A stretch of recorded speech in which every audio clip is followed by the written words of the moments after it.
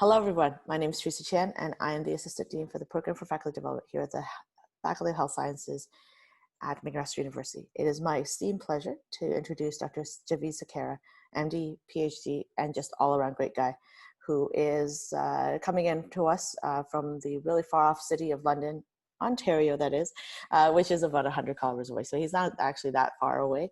But Javeed's been doing a lot of advocacy work and a lot of educational work, actually, with his PhD from University of Maastricht, where he explains the idea of implicit bias and its ramifications for medical education specifically.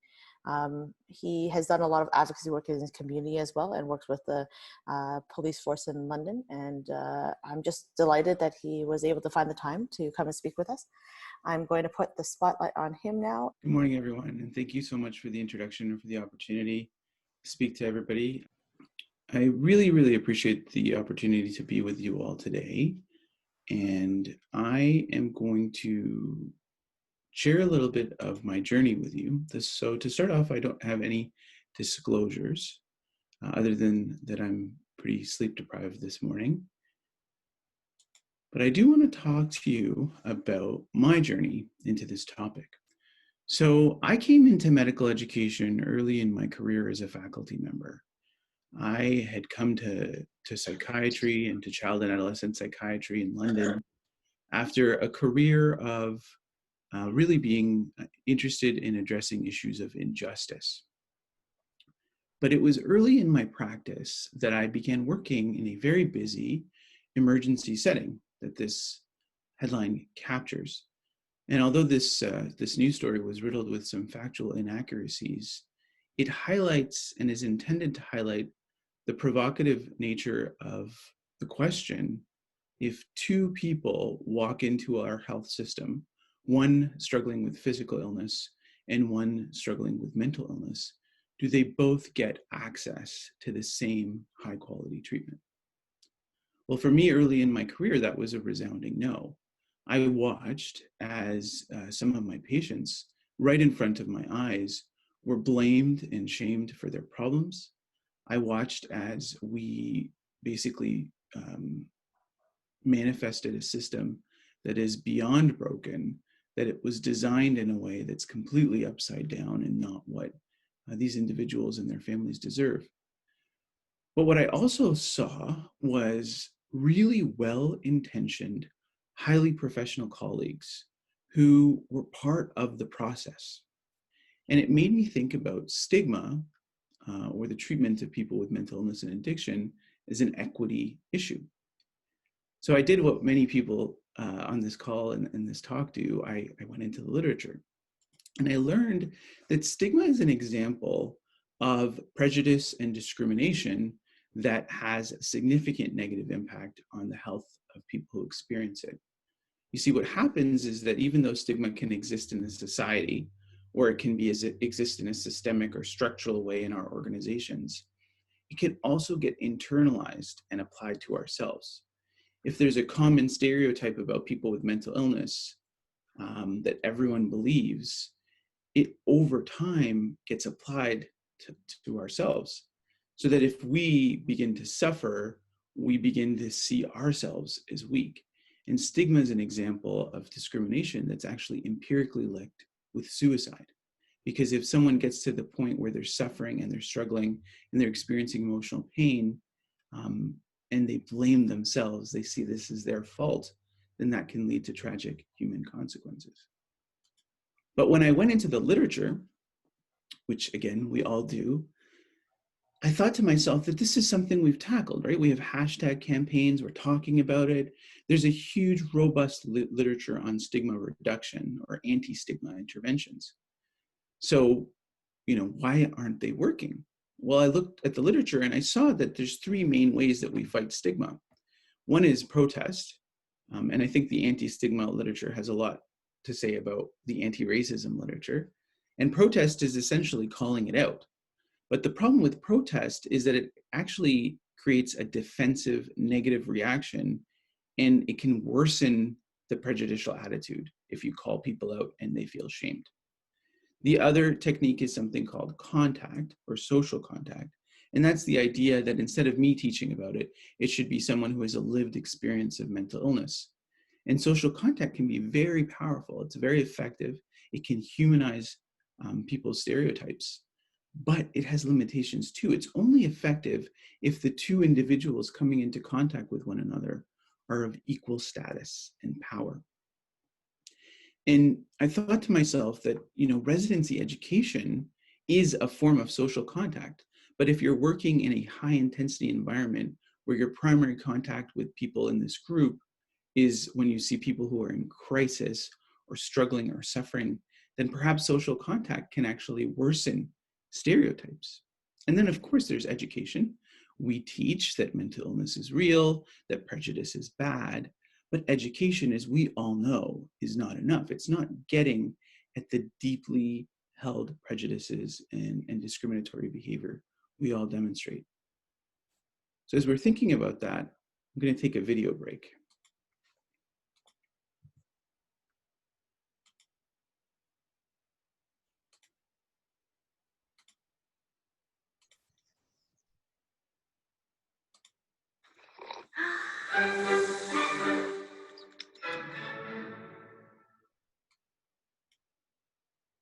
How many of you are blamers? How many of you, when something goes wrong, the first thing you want to know is whose fault it is? Hi, my name is Brene. I am a blamer. Let me just tell you this quick story. So this is a couple years ago when I first realized the magnitude to which I blame. I'm in my house. I have on white slacks and a pink sweater set, and I'm drinking a cup of coffee in my kitchen. It's a full cup of coffee.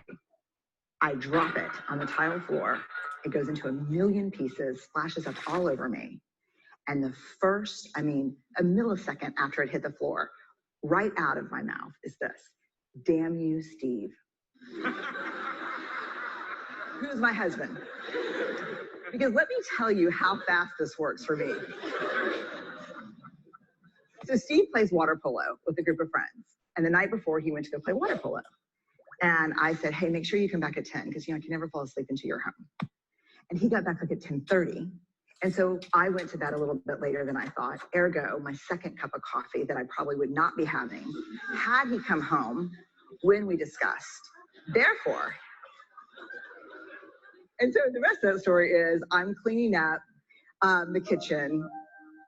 Steve calls, caller ID. I'm like, hey. He's like, hey, what's going on, babe? What's going on? So I'll tell you exactly what's going on.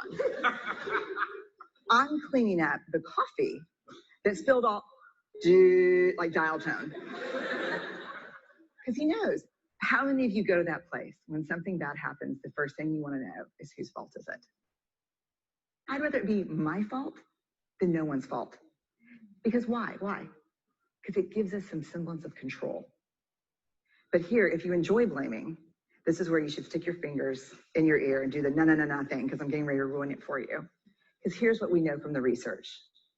Blame is simply the discharging of discomfort and pain.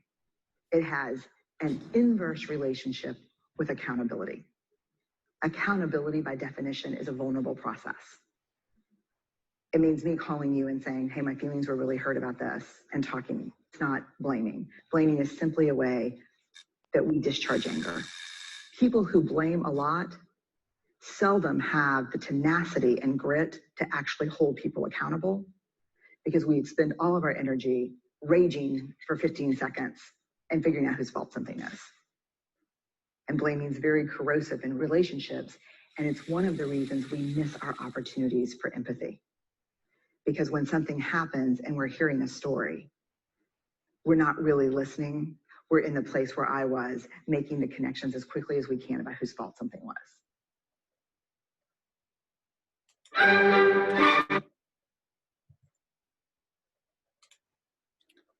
All right. So I know it's early in the morning, but what I would ask for anybody who's comfortable is to turn your camera on for me and tell me if you consider yourself a blamer. Any other self-confessed blamers out there?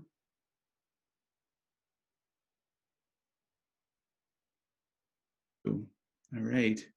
Thank you for turning on your camera. So this video is intended to highlight that part of how we have this equity conversation involves a lot of finger pointing.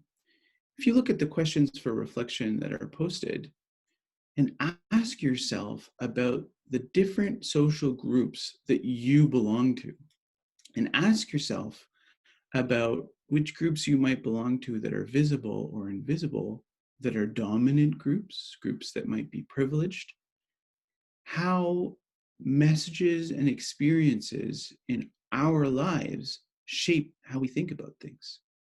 What Brene Brown highlights for us is part of why a lot of anti-stigma or anti-racism interventions in education aren't as successful as they could be.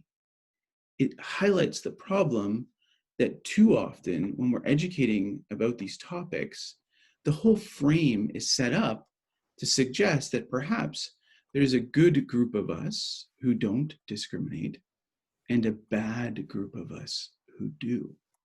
And that perhaps education just involves getting all the good people to get the bad people to take a workshop. Now, as I'm sure you'll appreciate, that's just ridiculous.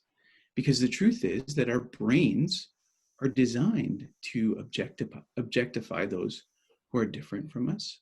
Our brains are designed to group people using heuristics and biases to organize information. But if our whole frame of education is pointing the fingers at one another because you don't get it and I get it, or if we're so obsessed with being right that we don't focus on getting it right, then maybe there's an opportunity for change. So the idea that began my PhD work was perhaps if instead of spending and burning all this energy pointing the finger at one another, maybe we start by looking in the mirror at ourselves. And that's where the idea came of looking at teaching and learning about implicit bias. One of the challenges about implicit bias is it refers to a concept where one might have a set of stereotypes or associations with another concept that exists at an unconscious level. So despite our best conscious intentions, we still may hold implicit biases that automatically influence us without our awareness.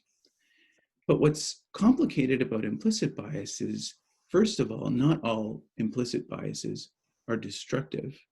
And second of all, not all implicit biases are positive or negative. So we typically think of implicit biases or bias in general as negative attitudes that might have a destructive impact on patient care, which is the top right quadrant. But the truth is that there's a lot of negative biases that can be constructive. Can anyone who's on right now, either in the chat or by unmuting, suggest a negative bias that might be constructive in healthcare?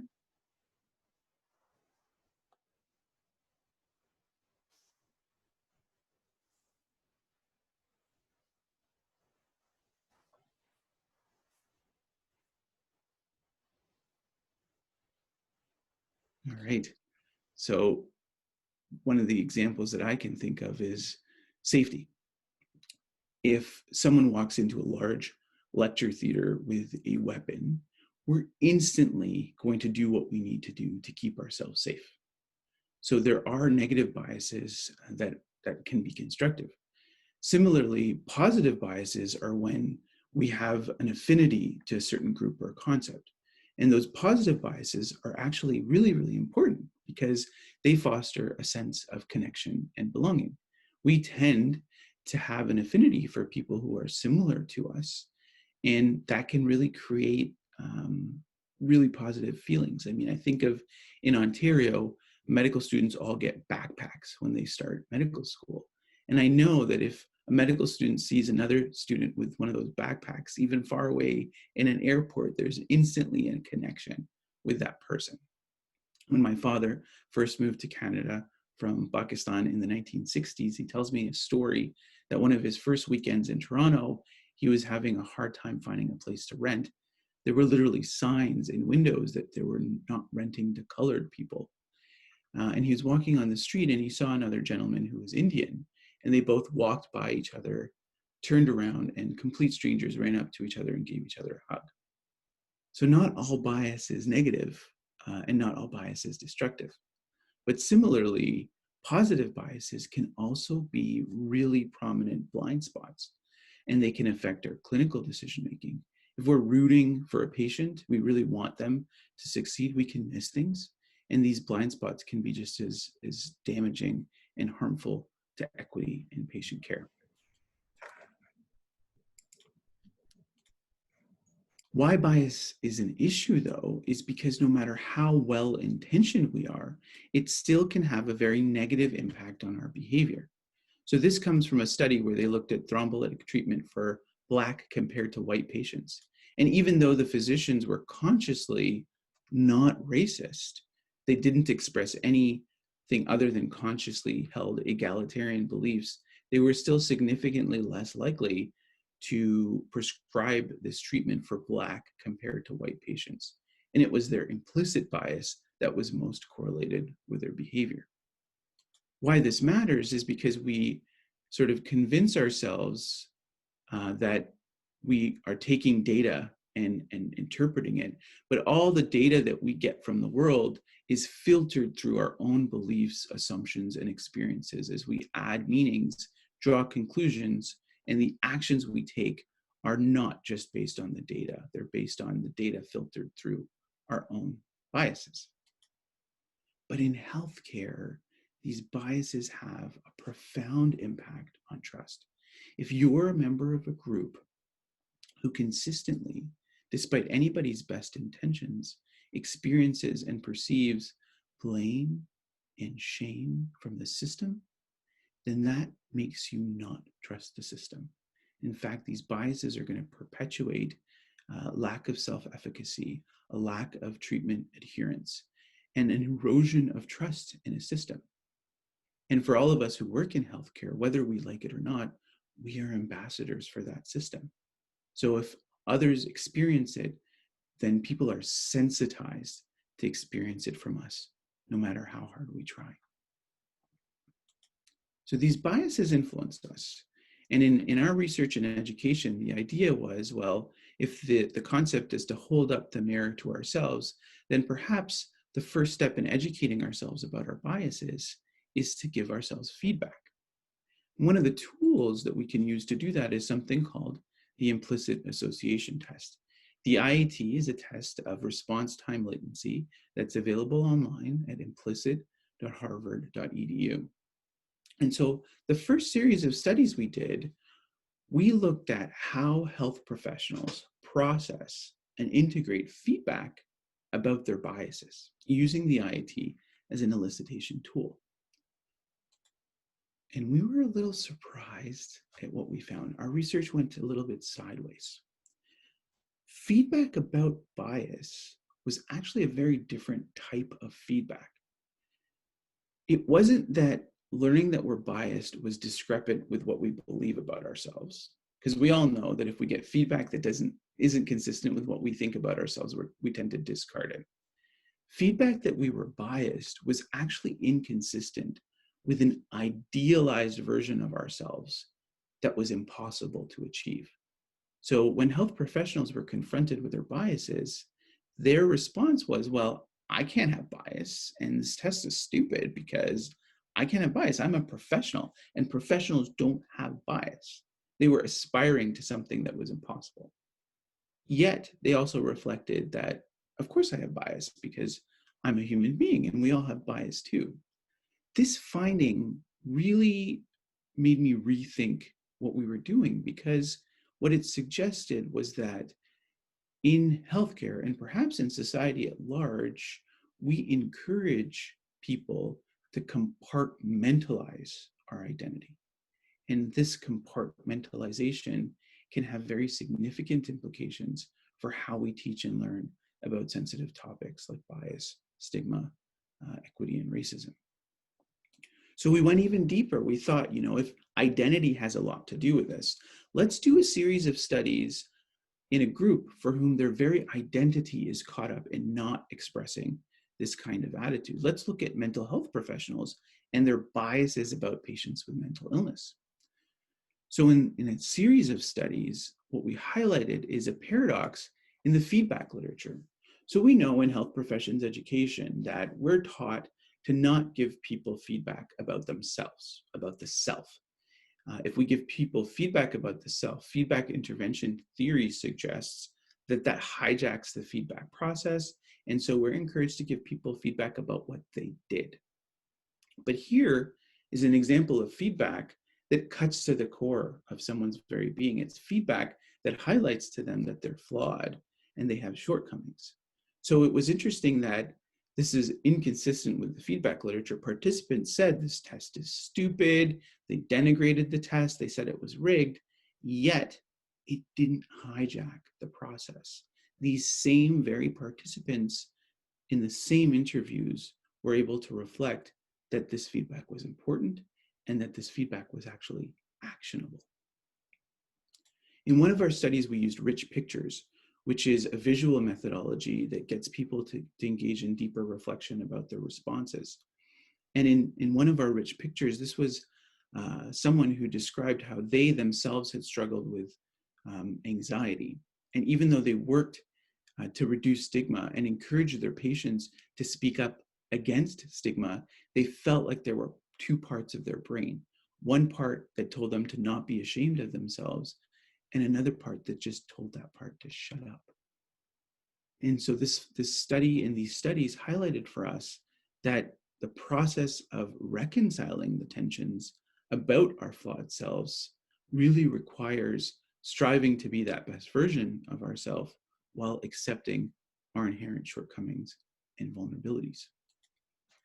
In another study, we did training, and then we didn't just do a pre-post. We actually did a longitudinal follow-up with participants within a particular learning environment. And what we found in this study was not just that the bias training or getting people to confront their biases had an impact at the individual level, but as you can see, if you're teaching and learning in a quick fix culture, and there's an implicit bias that say people with mental illness are unfixable, that leads people to implicitly avoid these patients. And that makes people feel helpless and frustrated because we as health professionals don't avoid, we want to feel effective. Simply making people aware of their biases or confronting their biases alone actually created the role tension I talked to you about and made people more helpless and frustrated. It didn't help to just know that we had biases, because if you take a group of hardworking people who have high standards and say, you know, there's this thing called implicit bias and it's going to affect you despite your best intentions, that's going to lead a lot of our learners to just say, well, I give up. I mean, what can I do? But it wasn't until we actually translated the education into action, we focused on managing those biases, changing our behaviors, that people actually began to critically reflect on the system, the structures. Their explicit attitudes changed, and by role modeling it with peers, they actually began co-constructing structural change within their environment. A great example of that was early on in our longitudinal follow-up, participants said that the training was great, but that, you know, they're going back to the same environment where they're metriced and things are sort of baked into the system. They're embedded into hospital culture. But then a few months later, these same participants said, you know, there's something about this training that didn't just make me confront the biases in myself. It made me more comfortable about opening up about my vulnerabilities with my peers. And it made me take a critical lens to how bias is baked into the structures. One participant specifically described how they saw a policy in the hospital about triaging and assessing violence that they thought was highly discriminatory. So the training was set up to inspire them to not just change themselves, but to speak out and change the policy and structure within the hospital.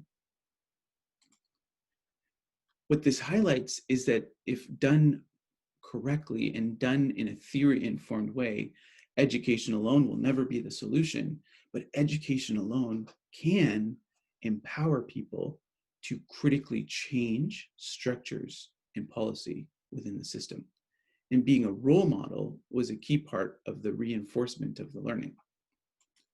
So as we bring this all together and we think about this idea of us versus them and the energy we spend pointing the finger versus looking in the mirror at ourselves, what I think a lot of our research highlights is a problem within our culture of training. And I say that that problem is a toxic perfectionism. If we're teaching people to try to be a fantasy version of themselves that's impossible to achieve, then are we really going to be able to move the needle? And are we really going to be able to tackle some of these wicked problems? The model that came out of our work highlights that you can look in the mirror and get feedback about your biases, and you can reflect critically on your role and how those biases may negatively impact your objectives of high quality patient care. But it isn't until you set new goals and actually explicitly role model an anti-stigma, anti-bias, or anti-racist behavior that change can begin. All of that is built upon sharing and dialogue with peers. Now, our training was effective in some settings and it wasn't effective in others. And one of the critical ingredients, the secret sauce to making it effective, was in settings where people who learned together, worked together across professions, those colleagues became social reinforcers for one another. The other thing is how we set up the frame. If we frame this as a one and done, it's not going to work. This is a constant iterative process. And if we frame this as something that we're working towards a kind of toxic perfectionism, then that's also going to be problematic. So we have to set training and teaching up about these topics with the emphasis that we can strive to be better. We can strive for that ideal version of ourselves. But unless we balance that striving with conscious accepting and in fact embracing of our imperfect and vulnerable selves, we're not going to be able to move the needle forward. There's a lot of literature on bias reduction, lots of things, mixed findings for some effectiveness for others. But the way that I try to distill how we can do this really is around three major themes. And the first of those is courage. Now, it's not just courage to imagine what stereotypes we have and to work on modifying those. I'd say it's courage to confront our imperfect selves in the mirror. And it's courage to speak up about the biases within the system. Now, remember, the norms of our system are biased. So if any of us speak up about bias, it's going to be scary. When I teach medical students about this, they talk about the hierarchy, how they feel low, how they're afraid of retribution. And I tell people that you shouldn't expect anybody to step into territory that feels too vulnerable or scary. But at the same time, it's not just that we want to create safe spaces for learning. We want to create brave spaces where we encourage others and ourselves to tiptoe over that comfort line and have the courage to speak up. Compassion really highlights that in order for us to not see one another as stereotypes, we have to see each other as complex human beings, as people that aren't just labels. And we can do that through individuation, through mindful practice. But none of this compassion will ever happen if we don't have compassion for ourselves. I'm sure you'll agree that we do tend to be hard on ourselves in our professions. And this, I would argue, is toxic to the process of moving the equity that we need forward. If we are going to have the courage to look in the mirror at our imperfect selves, we have to have compassion for that self and have the capacity for self-forgiveness. And then connection is the key to this, right? What do we do when we're encountering change? What do we do when we encounter groups that are difficult or challenging, or conversations that are difficult or challenging? We are designed to step away and avoid. But it's only by leaning in to these difficult conversations, particularly with groups that we may struggle or not have contact with, that we can move our own understanding forward. And it's by actively seeking connection that we can make that happen. But none of this is going to work if all we do is focus on individuals. In medical education and healthcare in general, we have a tendency to take very wicked systemic and structural problems and try to address them by throwing people into trainings. It's not going to work. If we're going to address bias at an individual level through awareness, motivation, and action, we have to ensure our organizations are doing the same. And that shouldn't be done in an us versus them, me versus the organization way. We need to remind ourselves that we co-create the spaces in which we exist. We are part of the system and we are part of the solution. So as we change ourselves, we have to change the structures and policies within our systems.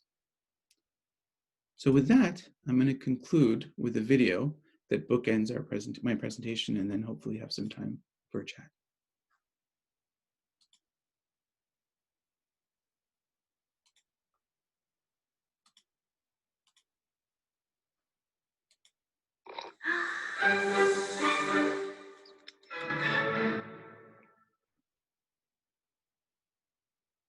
So what is empathy and why is it very different than sympathy? Empathy fuels connection. Sympathy drives disconnection. Empathy, it's very interesting. Teresa Wiseman is a nursing scholar who studied professions, very diverse professions where empathy is relevant, and came up with 4 qualities of empathy.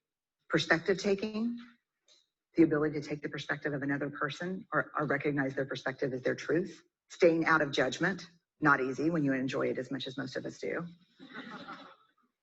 Recognizing emotion in other people and then communicating that. Empathy is feeling with people. And to me, I always think of empathy as this kind of sacred space when someone's kind of in a deep hole and they shout out from the bottom and they say, I'm stuck, it's dark, I'm overwhelmed. And then we look and we say, hey, climb down. I know what it's like down here and you're not alone. Sympathy is, ooh, it's bad, no, you want a sandwich? Empathy is a choice, and it's a vulnerable choice, because in order to connect with you, I have to connect with something in myself that knows that feeling. Rarely, if ever, does an empathic response begin with at least. Yeah. And we do it all the time, because you know what? Someone just shared something with us that's incredibly painful, and we're trying to silver lining it. I don't think that's a verb, but I'm using it as one. We're trying to put the silver lining around it. So I had a miscarriage. Oh, at least you know you can get pregnant. I think my marriage is falling apart. At least you have a marriage. John's getting kicked out of school. At least Sarah is an A student. But one of the things we do sometimes in the face of very difficult conversations is we try to make things better. If I share something with you that's very difficult, I'd rather you say, I don't even know what to say right now. I'm just so glad you told me. Because the truth is, rarely can a response make something better. What makes something better is connection.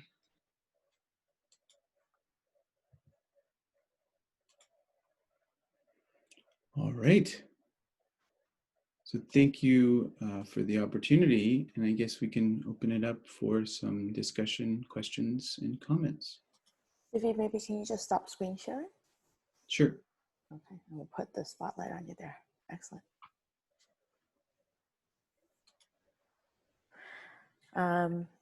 Thank you so much. Brene Brown is one of my favorite authors for nonfiction things. I was just typing in the chat box that I really enjoyed her Daring Greatly book, which is really about kind of that personal perspective. But her more recent book about Dare to Lead is also, I think, very useful for those who are in leadership positions or those aspiring to lead others through these difficult times. So I think that those would be some recommendations that spring off of your videos.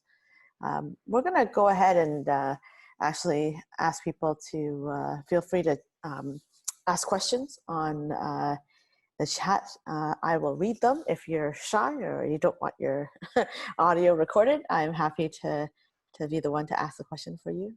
But if you're interested and you don't mind being recorded, then go ahead and turn on your camera and your audio, and share your thoughts, share your questions.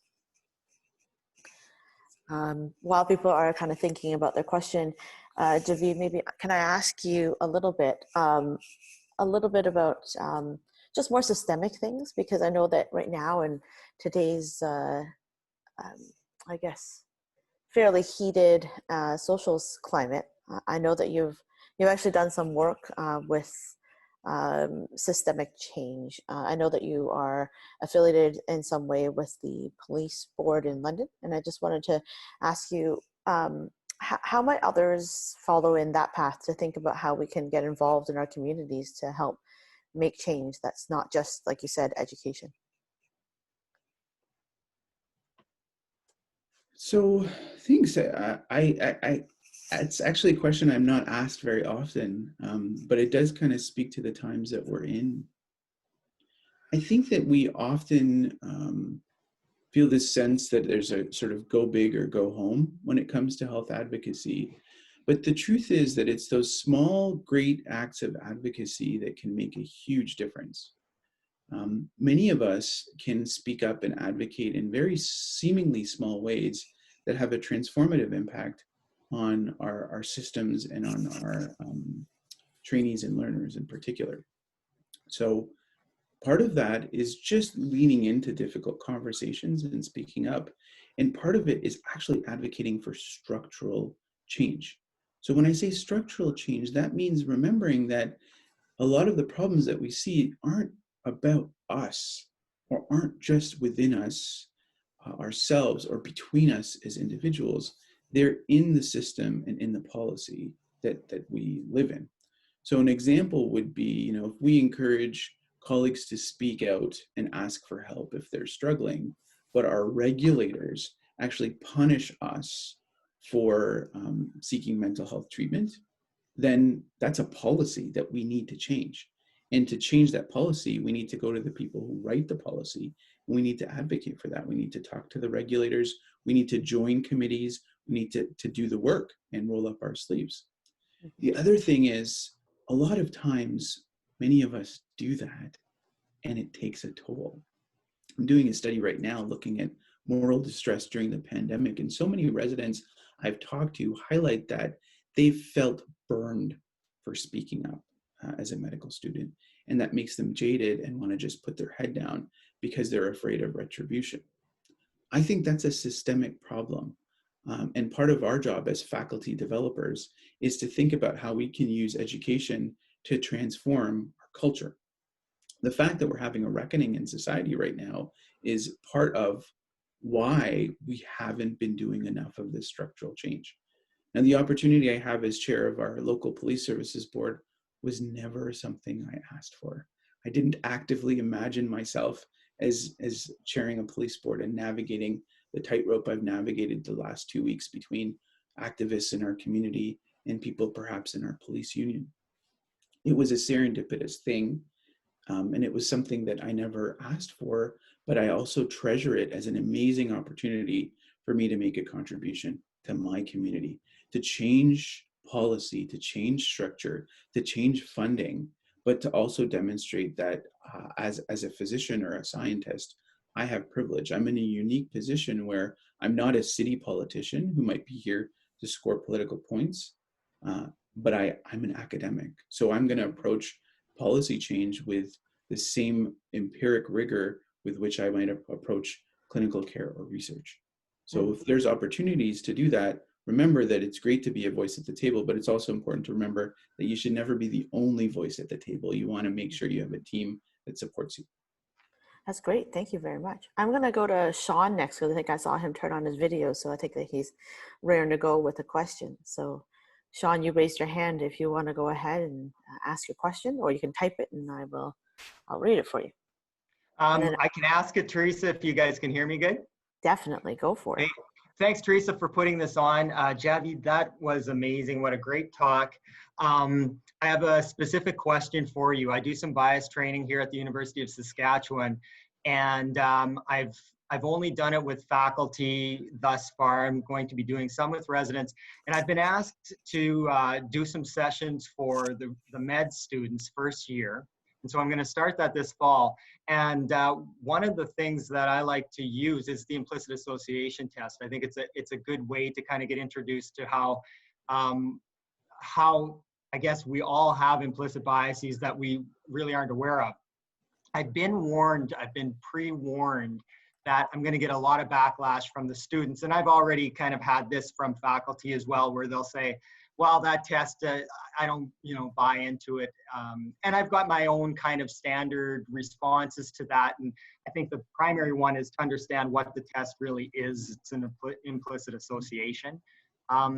But what would Javeed, what would your kind of primary or strongest refutations of the backlash against the IAT be? It's a great question. I linked an article that's open access that we wrote actually about this very, very topic. We did a review of the use of the IAT in education.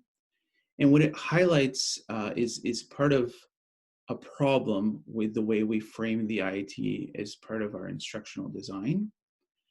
Most times, the IAT is actually being used as a metric of bias.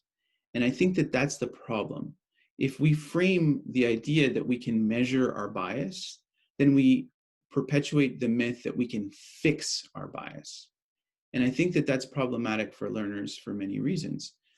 The IAT, in my opinion, and it's highlighted in this article, should not be used for that purpose. It should be used simply as a provocative trigger, an elicitation tool to get learners to lean into the idea that they may have biases.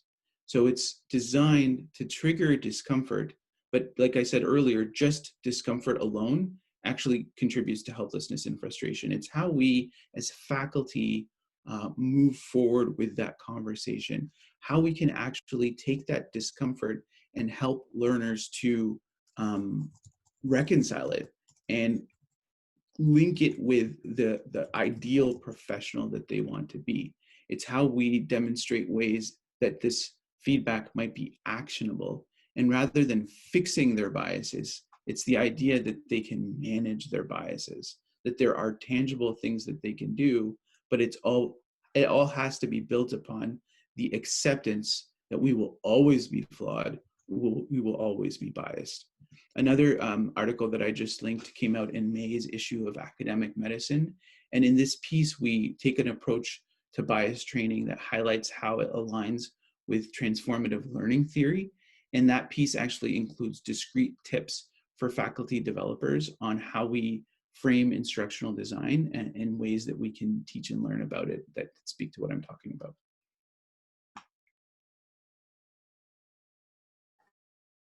Thank you very much. That's amazing.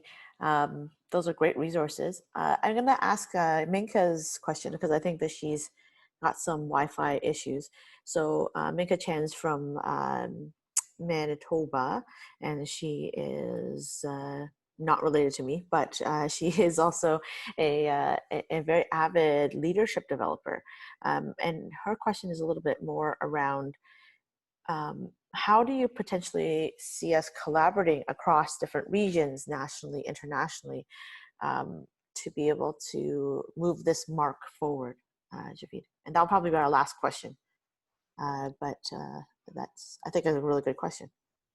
Yeah, I mean, I think that it's like under Minka's leadership, it's really carving out space and time for those collaborations. I think this transformation we're all seeing with virtual learning is an example where, this is a talk that I can now deliver across multiple regions, and we can leverage technology to actually participate in ways that we couldn't do before.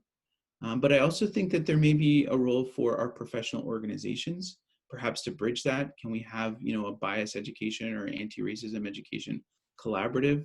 I know those are different ideas. But the other thing I'm going to say, and I hope that this isn't controversial, but if you know me and follow me on Twitter, I don't shy away from being provocative. We actually have to start paying people to do this stuff. we have built an entire enterprise of medical education around volunteerism. And I think that many of us are doing and do and continue to do a lot of things because we believe in it and because it has intrinsic value. But it's not something that our organizations are valuing in the same way. In the past 3 weeks, I've been asked by friends and colleagues to help with diversity statements, to help craft responses. And not that I'm looking for this, like I do want to help and be useful, but nobody paid me for that work or time. And I think that the tendency is when it comes to this type of work that we just don't pay people to do it, but we'll pay consultants to come in and do it for higher education, rather than actually ensuring that the faculty and the people and the researchers that are involved, that their time is compensated. So I think that that's an important tool for fostering collaboration and to actually call out some of the inequity in which we have expectations for ourselves as colleagues and faculty and within our organizations. And if any of you are decanal leaders, that's not meant to be offensive, but I'm sure that you'll all appreciate that within our current fiscal environment, that can be challenging. And from my perspective, it's not about the dollar value, it's about the principle. Yeah, I mean, as I guess a decanal leader, sort of, I would agree with you. I think that systems change, which is what I was getting at earlier, comes in all shapes and sizes. So whether that is changing the way that you bring together a community and the police force, whether it's how you create a system that allows for there to be a showcasing of talent across borders, across institutions, or how you actually create spaces and find the funding to be able to support people in their great work. I think that that's a challenge that we all have to raise up for.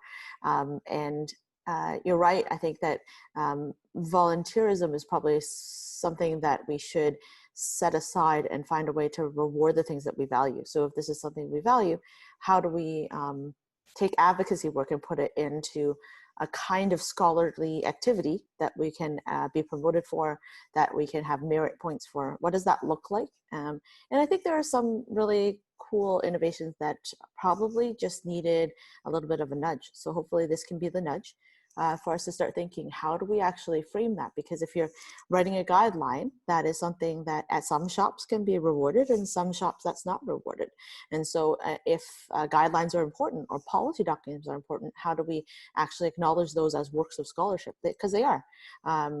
Boyer's definition of scholarship was pretty broad, and you could probably argue that it's a scholarship of application, because we're taking the evidence and we're putting it into action. So whether it's an RCT that says that we should use dexamethasone for some untimely disease, or if it's the way that we actually fold IAT training into the systems that we initiate care for orientation and do a systematic way to support that. Both of those are applications of science. And I think that, like you said, this being McMaster, I have to drop the term evidence-based every so often. And so I've checked the box, and I think we have to be evidence-based in the way that we think about some of these changes as well. So thanks for raising that issue. And again, reward, like you said, it doesn't have to be just monetary. It can be letting people being promoted in this track. It can be putting things forward.